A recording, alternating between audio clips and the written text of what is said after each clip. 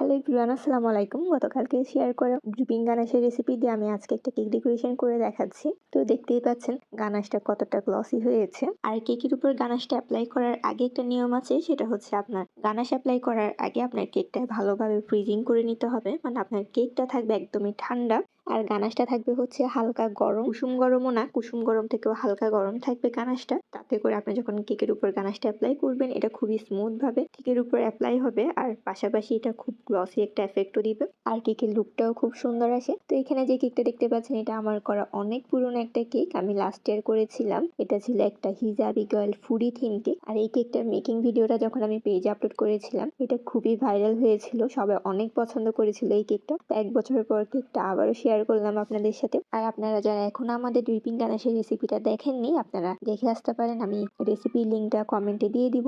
আজকের মতো এতটুকু, আসসালামু আলাইকুম।